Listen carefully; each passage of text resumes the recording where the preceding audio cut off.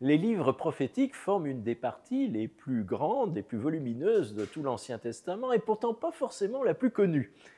Peut-être parce que les lecteurs de la Bible éprouvent des difficultés dans cette littérature. Il peut y avoir de nombreuses raisons à cela.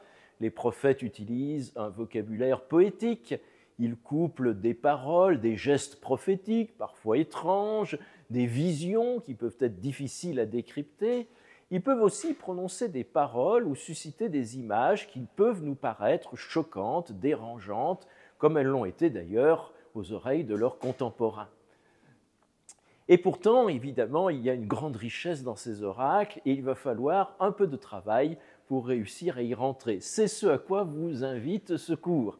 Nous allons étudier les prophètes du 8e siècle, que l'on appelle parfois l'âge d'or de la prophétie classique. Nous commencerons par le livre d'Amos. Amos, un petit prophète aux paroles percutantes qui semble n'avoir rien perdu de son actualité. Nous poursuivrons avec le livre d'Osée, sa théologie assez novatrice pour parler de l'alliance entre Dieu et son peuple.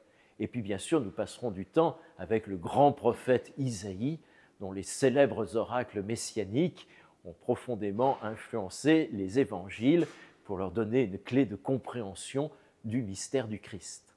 Nous aurons également à cœur de nous immerger dans le monde dans lequel vivaient les prophètes, car les prophètes ne sont pas des hommes désincarnés, ils vivent au sein d'un peuple, au sein d'une histoire souvent tourmentée à leur époque. Alors connaître l'arrière-plan historique, sociologique, politique ou religieux de ces prophètes, c'est une clé de lecture essentielle pour entrer dans l'intelligence de leur message.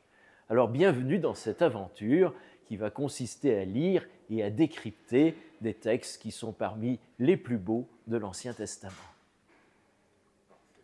Bon.